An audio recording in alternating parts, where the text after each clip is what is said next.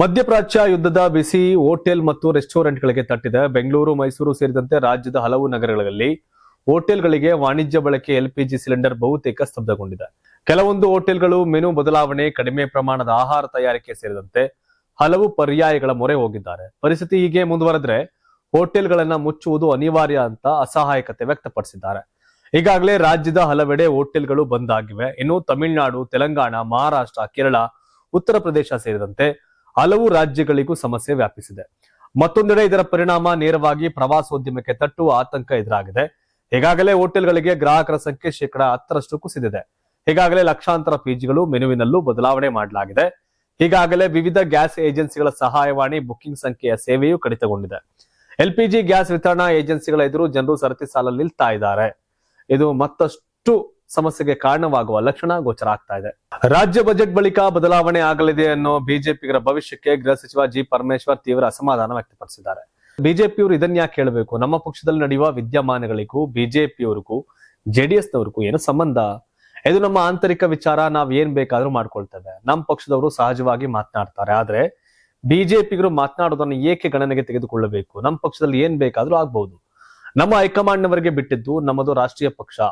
138 ವರ್ಷ ಆಡಳಿತ ಮಾಡಿರ್ತಕ್ಕಂಥವರಿಗೆ ಯಾವ ರೀತಿ ಸಾರ್ವಜನಿಕವಾಗಿ ನಡೆದುಕೊಳ್ಳಬೇಕು ಅಂತ ಗೊತ್ತಿಲ್ವಾ? ನಮ್ಮ ಶಾಸಕರು ಮಾತನಾಡಿಕೊಳ್ಳಬಹುದು, ಮಂತ್ರಿ ಆಗುವ ಆಸೆ ಇರುತ್ತೆ. ಅದನ್ನ ತಪ್ಪು ಅಂತ ಹೇಳೋದಕ್ಕೆ ಆಗೋದಿಲ್ಲ. ಅವರ ಆಂತರಿಕ ವಿಚಾರಗಳಿಗೆ ನಾವ್ಯಾರು ಇಂಟರ್ಫಿಯರ್ ಆಗ್ಲಿಲ್ವಲ್ಲ. ಈಗ ಅಶೋಕ್ ಅವರು ವಿರೋಧ ಪಕ್ಷದ ನಾಯಕರಾಗಿದ್ದಾರೆ. ಅವ್ರನ್ನ ತೆಗೀರಿ ಅಂತ ನಾವ್ ಹೇಳೋದಕ್ಕಾಗತ್ತಾ? ಹೇಗಂತ ಪರಮೇಶ್ವರ್ ಬಿಜೆಪಿ ನಾಯಕರಿಗೆ ಟಾಂಗ್ ಕೊಟ್ಟಿದ್ದಾರೆ. ಕರೆಕ್ಟ್, ಇದು ಆಂತರಿಕ ವಿಷಯ. ಬಟ್ ಬಹಿರಂಗವಾಗಿ ಚರ್ಚೆ ಮಾಡ್ತಾ ಇದ್ದಾರೆ. ಹಾಗಾಗಿ ಅವರು ಬಹಿರಂಗವಾಗಿ ಮಾತಾಡ್ತಾ ಇದ್ದಾರೆ. ಪರಮೇಶ್ವರ್ ಬಹಳ ಸಾಫ್ಟ್ ಆಗಿ ರಿಯಾಕ್ಟ್ ಮಾಡ್ತಾ ಇದ್ದಾರೆ. ವಿಧಾನ ಪರಿಷತ್ನ ಚುನಾವಣೆಗೆ ಸಂಬಂಧಿಸಿದಂತೆ ಬಿಜೆಪಿ ತನ್ನ ಅಭ್ಯರ್ಥಿಗಳ ಪಟ್ಟಿಯನ್ನು ಪ್ರಕಟಿಸಿದೆ. ಬಿಜೆಪಿಯ ಕೇಂದ್ರ ಚುನಾವಣಾ ಸಮಿತಿಯು ಚರ್ಚಿಸಿದ 3 ಪ್ರಮುಖ ಕ್ಷೇತ್ರಗಳಿಗೆ ಅಭ್ಯರ್ಥಿಗಳ ಹೆಸರನ್ನ ಅಂತಿಮಗೊಳಿಸಿ ಅಧಿಕೃತ ಪ್ರಕಟಣೆ ಹೊರಡಿಸಿದೆ.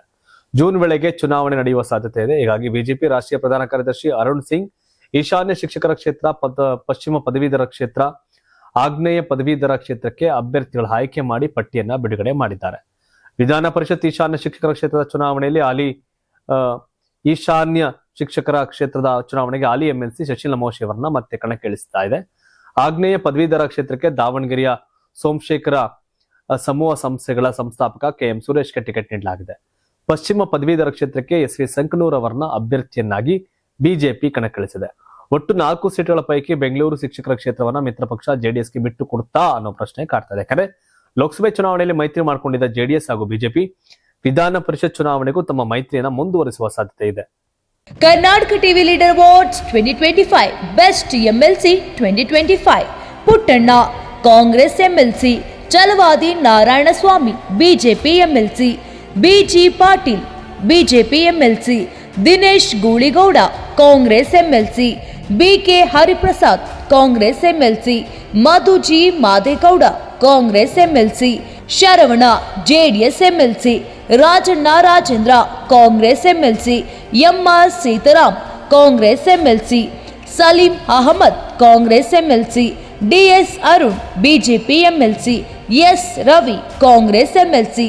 ಕರ್ನಾಟಕ ಟಿವಿ ವಾಟ್ಸ್ಆಪ್ ಚಾನೆಲ್ ಮೂಲಕ ವೋಟ್ ಮಾಡಿ ಹಾಗೂ ಇವರಲ್ಲಿ ಬೆಸ್ಟ್ ಎಂಎಲ್ಸಿ ಯಾರು ಕಮೆಂಟ್ ಮಾಡಿ.